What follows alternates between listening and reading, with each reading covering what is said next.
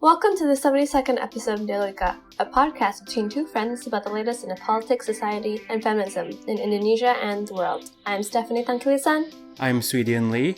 This week we have a very special interview with Wilson Leung from the Progressive Lawyers Group in Hong Kong, where we're going to break down and talk about the recent protests that's happening in Hong Kong right now.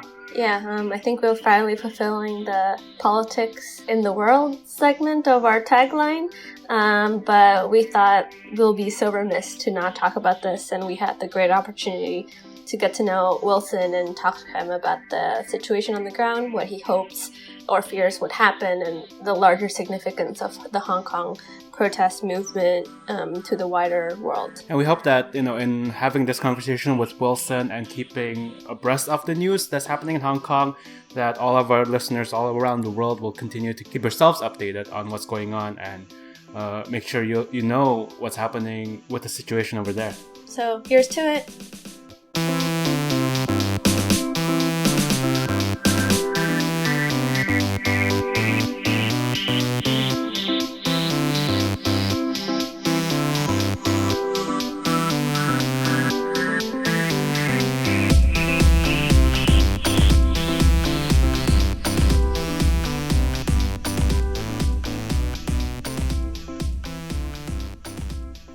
My name is Wilson Leung, and I'm a lawyer practicing in Hong Kong.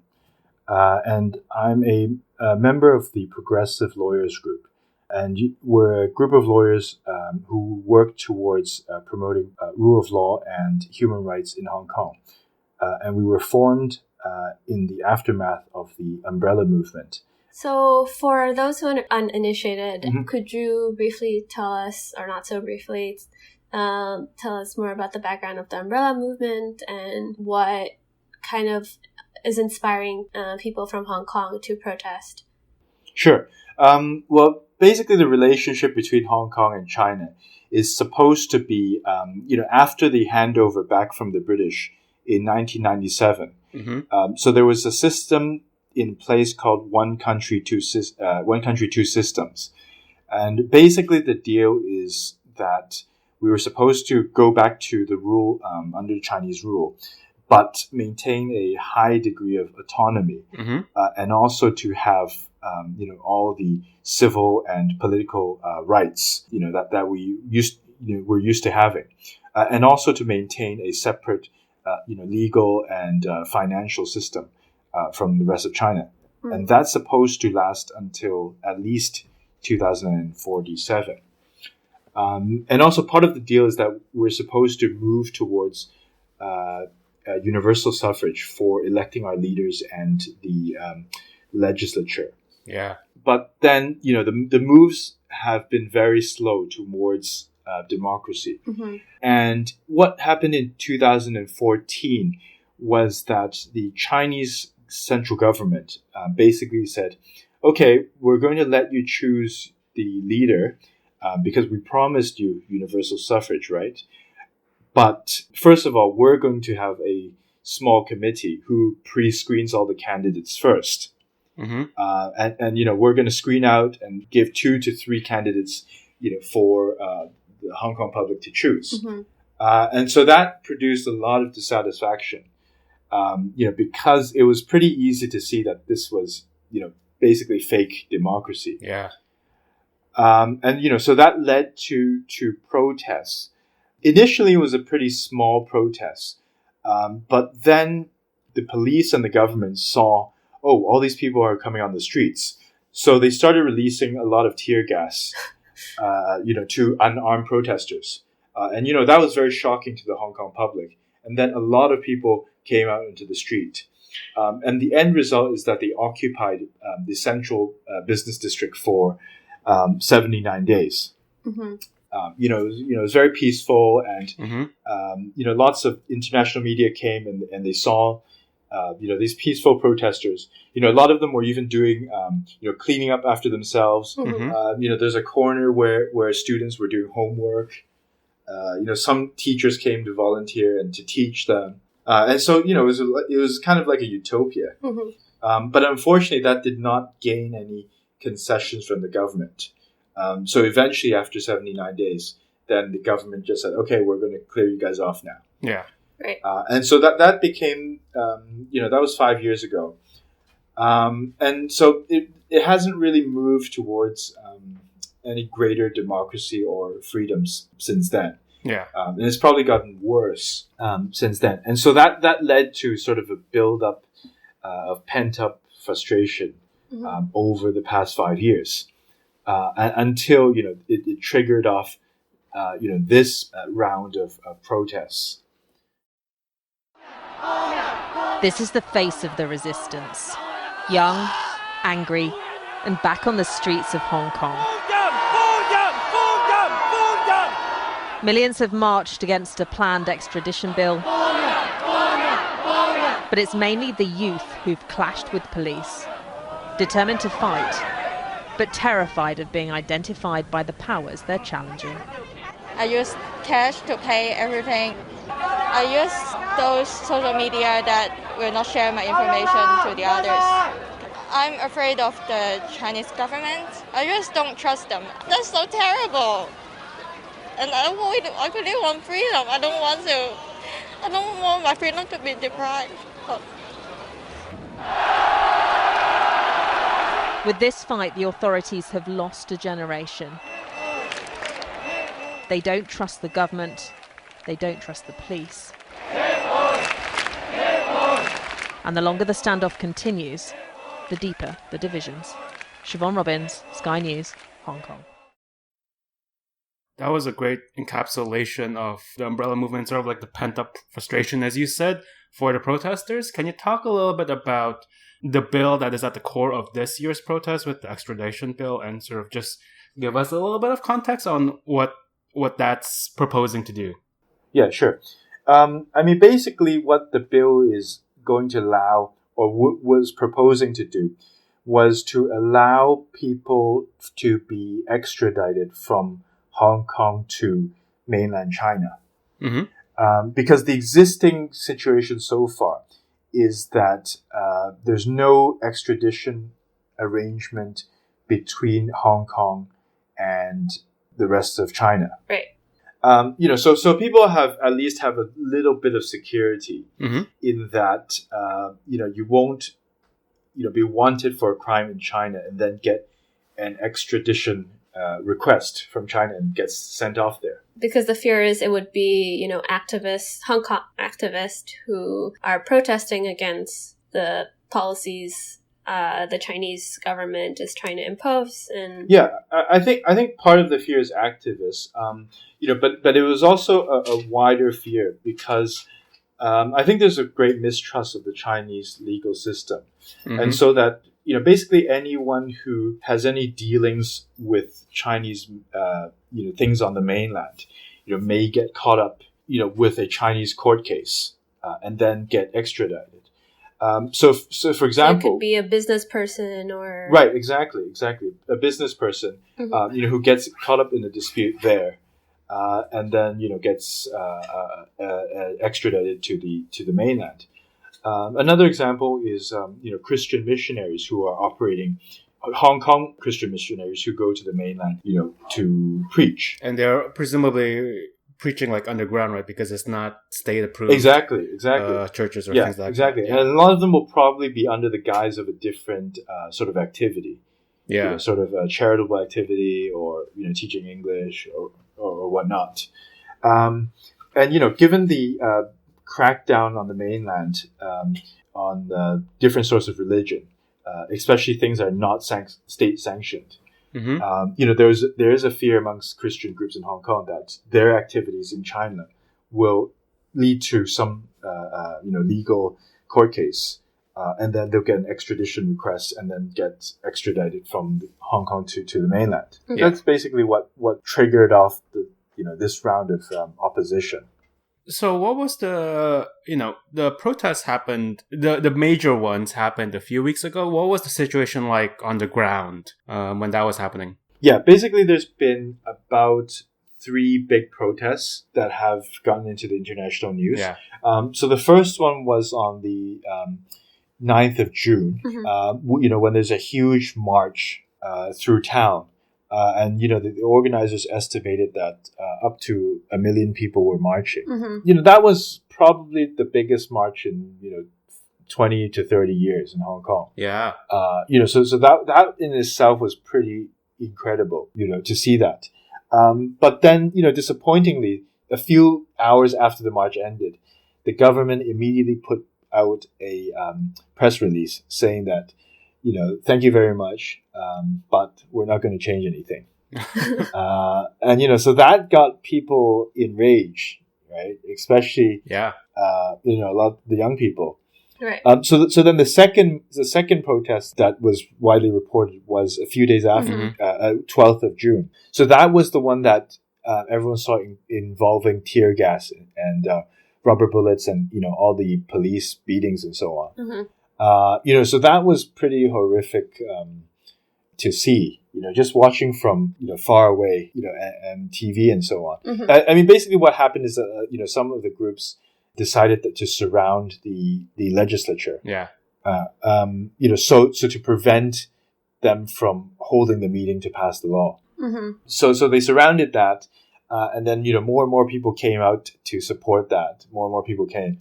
So then the police decided, we have to take very, very tough action. So then they just decided to lob, tear gas. Right. Then they just started to start shooting at people.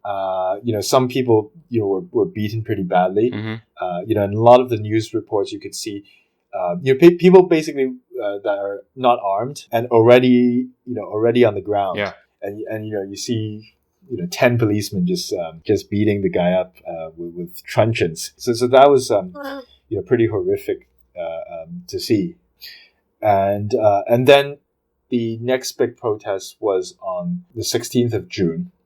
So that one, organizers estimated almost 2 million people joined. And so that was again another big march. And what I think what led a lot of people to come out that time was to see the level of police violence a few days before that. And that was probably the biggest march in Hong Kong's history.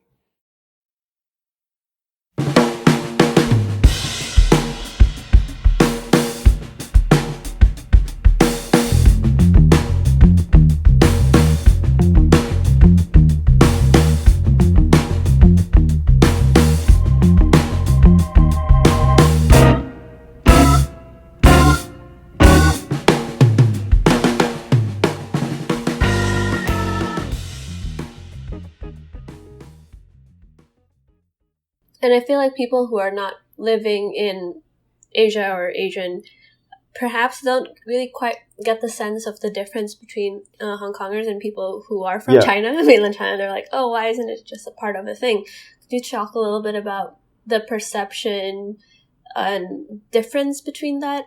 Yeah, because we've been in Hong Kong. We've had 150 years of British rule. And so that's led to quite a different history and culture as compared to the rest of China. Yeah. The rest of China, they went through a very different phase of history where they went through first the so-called Nationalist Party, and then the Communist takeover, and then various upheavals, and basically an authoritarian regime all along with basically not much protection of human rights. Whereas in Hong Kong, we've grown up, for the past, decades with a system with, independent courts, rule of law, fair degree of human rights protections. Yeah. And so that's led to quite two different systems, and, two different populations with sort of different value systems, I would say. Yeah. And so even with the reunification, I think there's still quite a big difference in mindset, I would say, between people from the two different sides of the border.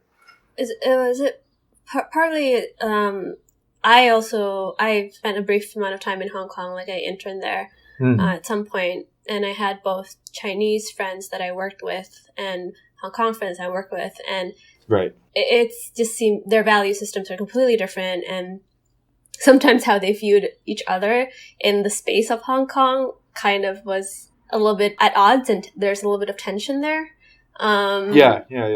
That's right. And I think that's something that people who hasn't spent time there and worked with people there don't really get a sense of. Yeah. It sounds like, even though at the core of the protests, both this year's and 2014 with the umbrella protests, it's about legal repercussions. It seems like there's also a cultural tension, right? Like people from identity.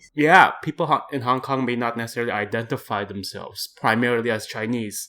They probably identify themselves stronger with Hong Kong culture and identity. Yeah. I think that's been shown in quite a lot of surveys since the handover, which is surprisingly an increasing number of people in Hong Kong, and especially amongst the young, who see themselves as Hong Kongers first. Mm-hmm. Much more than they see themselves as Chinese. Mm-hmm. In various social movements, it's always the young people who are the leaders and at the forefront. Mm-hmm. I think there's a difference too between the older generation and the younger generation, because a lot of the older generation they sort of grew up in the British colonial days, and they did not really have any choice or reason to fight for a different system. Mm-hmm. Because it was mainly working well back then, and Hong Kong was developing economically quite well. So I think a lot of the older generation, when they were young, they did not have to or feel a need to fight against the system. Mm-hmm. And there was more a feeling that they could thrive within the system. Mm-hmm. Yeah. They could work well within the system, work hard and, build up, their own life. And which is by and large what a lot of people did in the 80s and 90s. But I think it's a lot tougher for the younger generation now, where they feel like the system isn't really working for them. Mm-hmm. So in terms of the social rights, human rights, and so on, which they know about because they have exposure, to how things work in liberal democratic societies. So they know how that works, but the system in Hong Kong isn't delivering that for them. But on the other hand, the material aspect, the economic aspects, that's not delivering for them either. Right. Because Hong Kong is one of the most expensive places to live, especially in terms of living space. Mm-hmm. Whereas, wages for young people, have really stagnated. So I think they feel that it's not delivering the economic benefits to them either. And so I think there's a lot of feeling that they're trapped on both sides. So they're not getting either of the benefits. Right. I think there is a feeling that, they really want to change the system.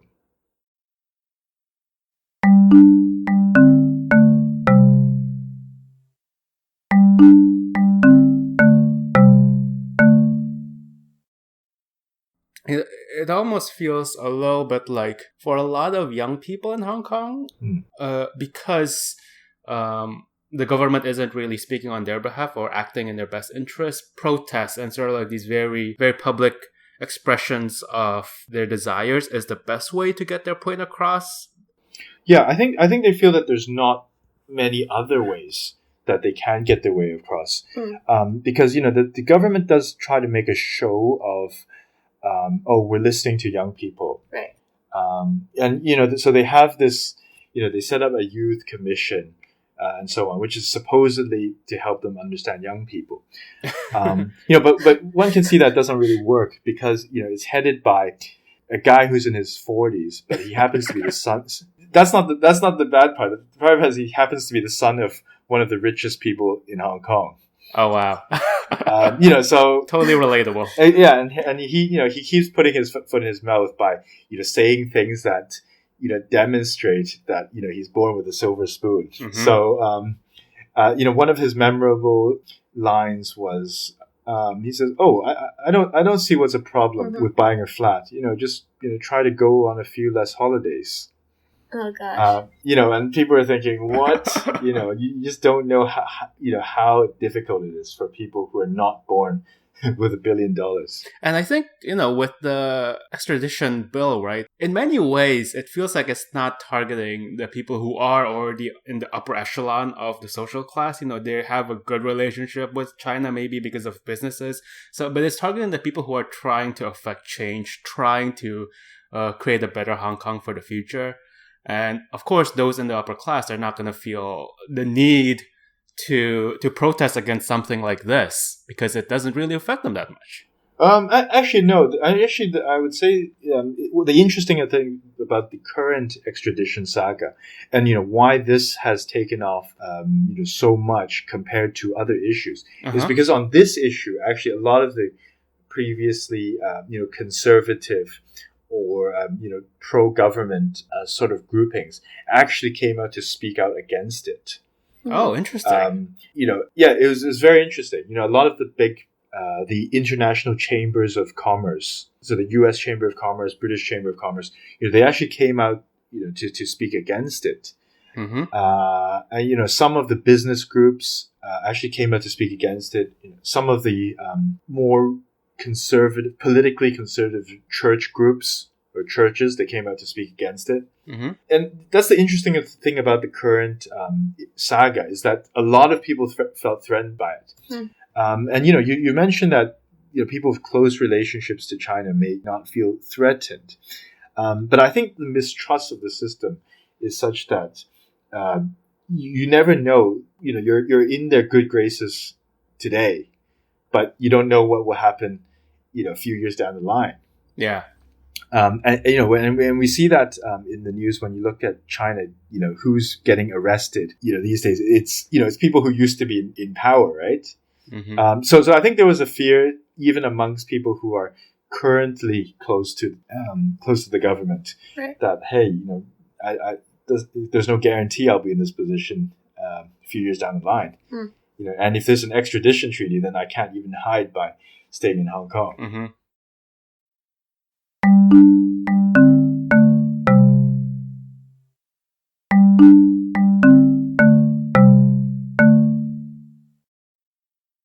What has been you mentioned earlier that the government, with the first march, the government's response was, thank you for coming out, but we're not going to listen to you. What has been the government's response since the marches have grown in size and have happened more than once now? So now the present position is that they've suspended the bill.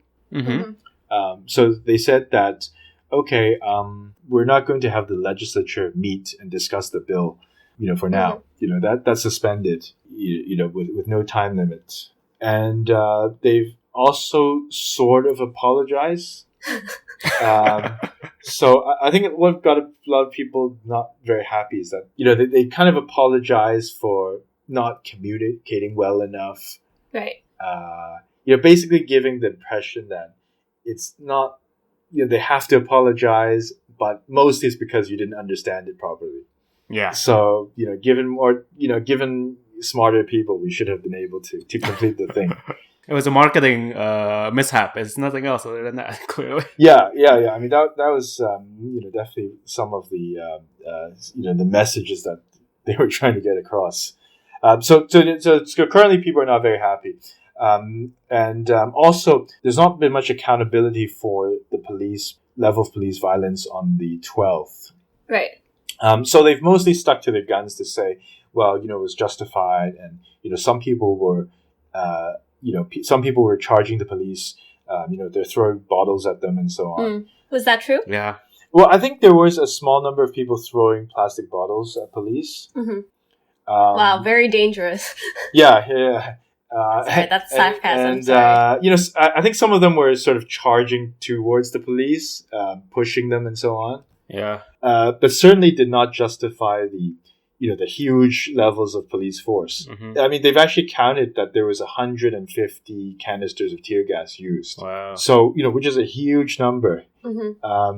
And they've said that they've arrested 5 people for rioting so far. So when people look at the numbers, it's okay. You said 5 people are rioting.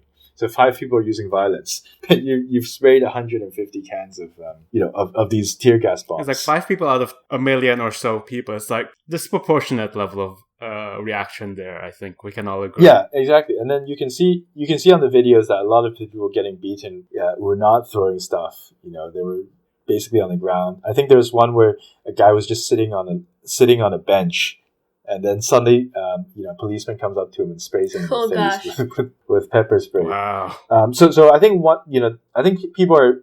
The current situation is that people are still unhappy about, one, no responsibility taken for the police, use of force. Mm-hmm. Yeah. And the second is the refusal to just come out and say, we're withdrawing the bill. Uh-huh. They still stuck to their guns and say, okay, it's a suspension, and it's probably going to be difficult for us to reintroduce it. But they do stop short of saying we're going to withdraw it. Mm-hmm. So it's still on the table. Mm-hmm. And that's what the people want, like a complete withdrawal. Yeah, technically it's still here. And, there's always the fear that when the international attention moves somewhere else, then they say, okay, well, time to restart it. Right. So I guess this shows the level of distrust there is currently between the government. And could it be perhaps seen as like, okay, we're just going to withdraw it and hope the momentum for the protest end and then reintroduce it? Yeah, I think that's the fear. I think it's true that there's a huge level of distrust towards the government, because there's actually been several examples where they've done a similar thing, where they said, okay, we're not going to move forward with this proposal now. Yeah, and then they go and do it. Mm-hmm. After the tension has died down. And another part of the distrust is that, even after the suspension of the bill, they're still, arresting people for, partaking in the protests. Wow. There's a few people who were arrested while in hospital when they were seeking treatment for being injured in the 12th of June protests. Mm-hmm. So it's just things like that make people mistrust the government. Of course. They think, okay, you're just trying to put on a show. Whereas, when people are not noticing, you're doing things like arresting them in hospital. What do you think is going to be the outlook from now on? Like, do you think people will still go out and march until the bill is withdrawn completely? What do you think is going to happen? I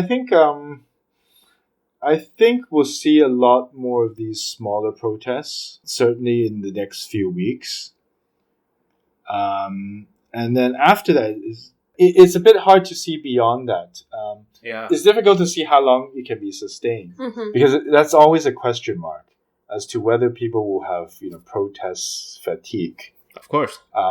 So I think there is a small group of very dedicated protesters who will keep coming out. But whether you'll be seeing million again, that's something we need to keep our eyes out for. Yeah. Because I think the government's sort of apology. Perhaps some people got satisfied with that. Perhaps some people got satisfied and said, okay, they suspended it now, so we're not in grave danger at the moment. Yeah. So I think we'll see. But I think in the longer term, without real democratic reforms, this is just going to push the can down the road. Right. Because there's always going to be another issue, which the government totally misjudges the public mood. Because they're not voted in, and they surround themselves with their own supporters who say the things that they want to hear. Right. So we're just going to get in the longer term, without any reforms towards greater democracy, we're just going to get similar crises erupting again. So I wouldn't be surprised if there's another issue which gets another 2 million people out on the street.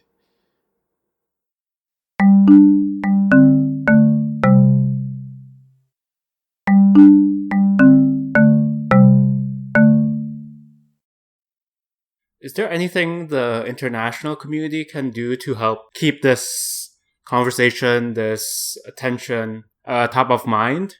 Yeah. I think, I think first of all, the attention is very important. As much as the Chinese government always says, don't interfere in our internal affairs and, we're doing the right thing and so on. I think at the end of the day, they do take account of that. And again, one huge difference with the current extradition protests compared to previous crises is you actually got a lot more foreign attention, both amongst people who were protesting in other countries on behalf of Hong Kong, and also foreign governments who were making representations. Yeah. So I think that made a big difference. And so I think one thing is just to keep updated on what's going on in Hong Kong, keep abreast of the situation, and then take part in actions to support Hong Kong. Whenever there's protests in support of the situation, then we'll be very, very, very grateful for the international support. Right. I think for both myself and Stephanie, and I implore our listeners as well, we will keep ourselves abreast to the news in Hong Kong, keep ourselves updated, and continue talking about it, because who knows what kind of slippery slope this will invite if we let democracy be eroded like this. Yeah, that's right. We appreciate it very much, when we have our friends overseas, care about the situation.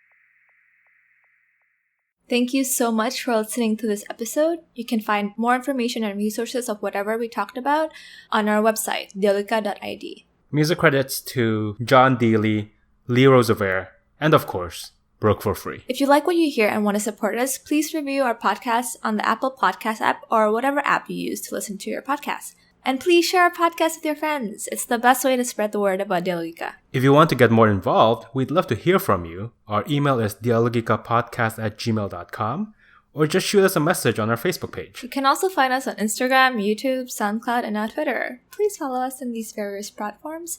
Our Twitter handle is @dialogikapod. Also, follow me on Twitter. It's Steph Tank. That's STEPHTANGK. Thank you again, and see you guys next time. Bye!